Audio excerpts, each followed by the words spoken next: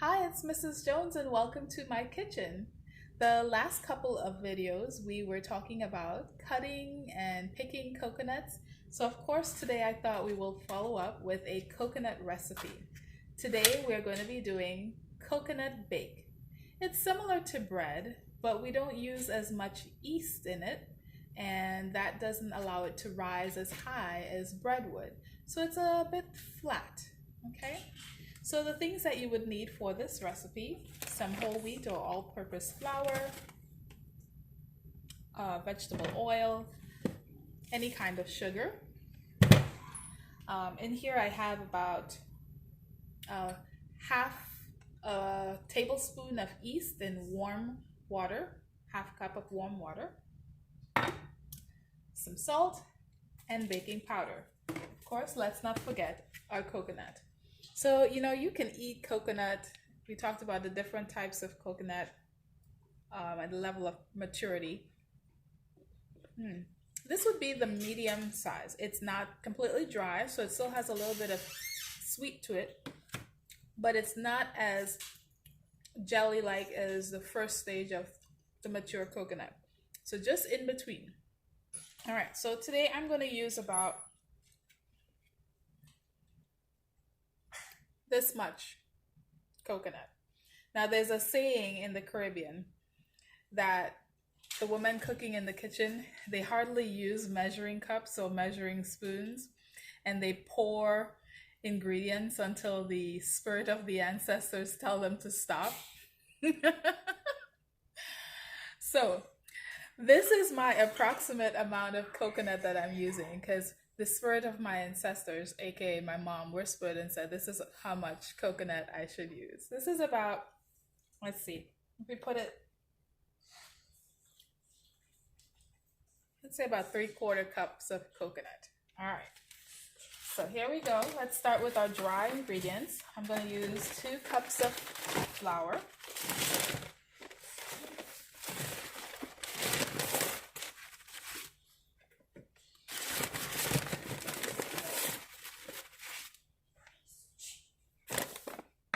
and I'm going to use about a tablespoon of brown sugar. I'm listening to the whispers of my ancestors to tell me when to stop. All right, so about a tablespoon of brown sugar, about a teaspoon of baking powder,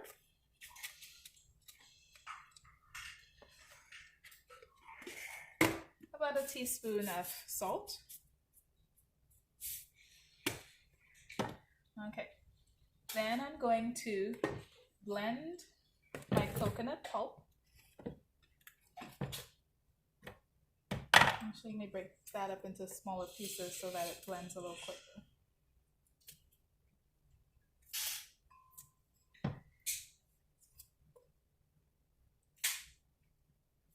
Okay.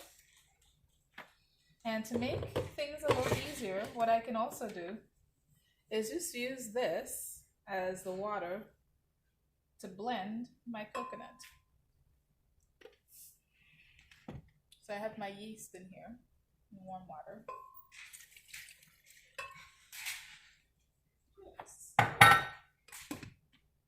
Okay, get ready for some noise.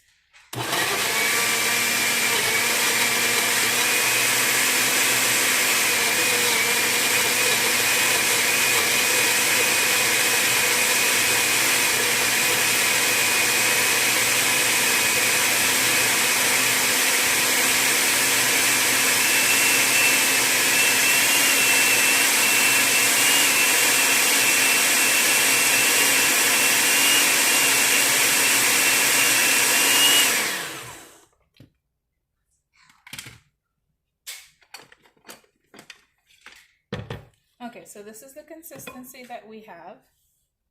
It's very fine. Okay. See if we can see that. Okay. So then I'm going to add that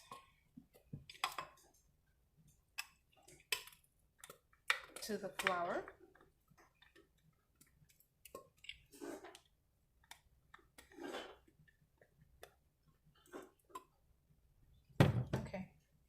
And then about a tablespoon of oil. You can also use warm butter or extra virgin olive oil.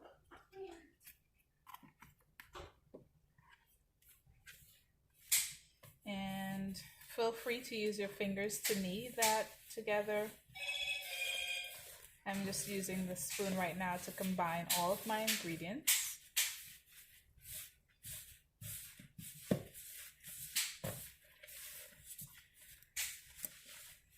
Okay. I'm going to need a little bit more water. I'm going to use this to get all the extra coconut out of it.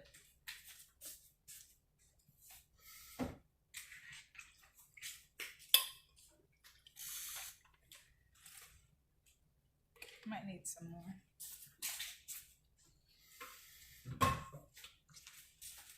Okay, now I'm going to get my hands in there and then knead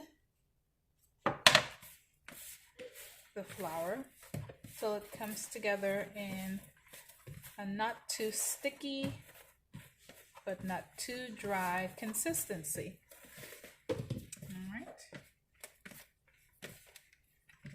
If you think it's a bit too sticky, add a touch of flour.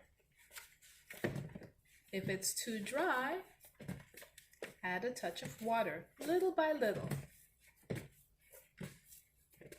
Okay, now this came out almost perfect. It's a little bit sticky, so I'm going to add just a touch of flour. Listening again for the ancestors.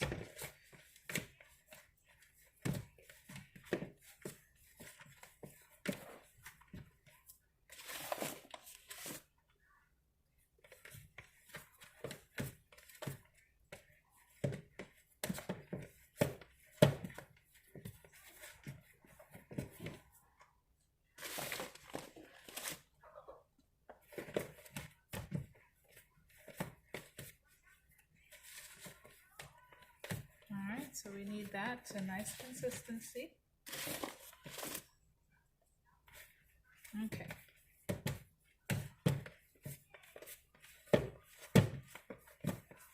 Now since we've added yeast, there's not a lot, there's a little bit of yeast. We're going to give this an opportunity to rise. I'd say about 30 minutes. Because we're not doing a rise like bread would. So I'm going to leave this covered for about 30 minutes and then we'll be back. In the meantime, you can set your oven for 375 degrees.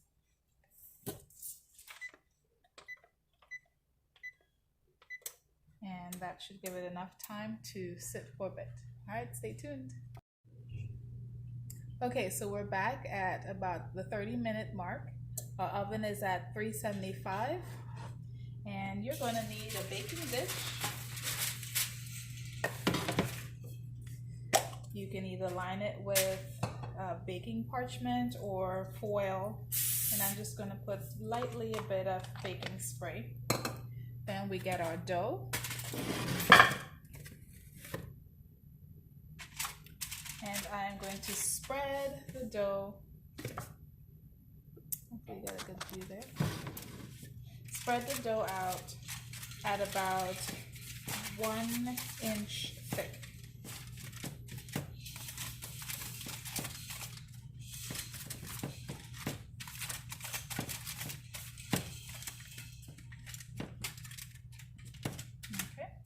And then I like to use a fork and put a few fork markings in there. Okay. So then we put that in the oven for about 30 minutes. And you can watch it periodically to make sure it gets that nice, crisp, golden brown color. Okay. So just wanted to let you know I was joking about the spirit of my ancestors speaking to me. That's just an old saying that we have.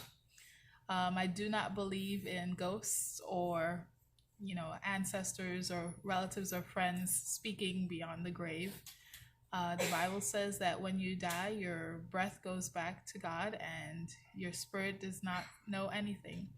So I look forward to, my friends and relatives who have died, seeing them when Jesus comes, for those who have gone to sleep believing and holding his promises.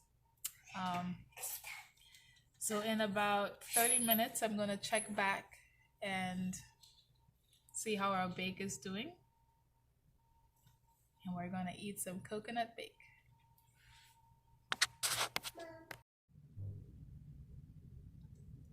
Okay, so I tested it. The knife comes out nice and clean. No moisture left on the knife. That's how we know it's ready. My family is eager to have a taste of it. Some people like to have theirs with just some margarine or butter. Some people, like myself, a slice of cheese. But you can pretty much have it straight up coconut bake or add any type of filling.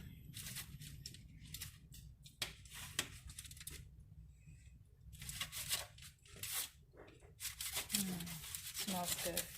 It's best to eat when it's nice and hot, and that straight out of the oven hot. It's really good. See that steam?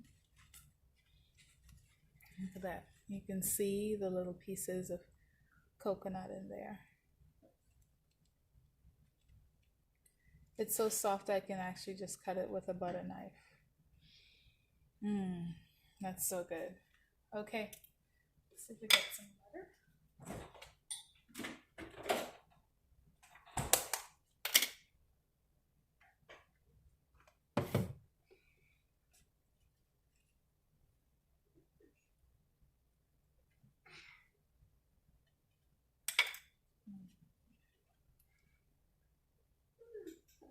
Whoa. That is so soft. Look at that. So soft and moist and delicious. So good, I don't want to wait. All right, so that is our coconut bake. I hope you try it. Don't forget to subscribe so that you can see what next is coming out of the garden or straight from the kitchen. Have a great day. God bless you. Bye-bye.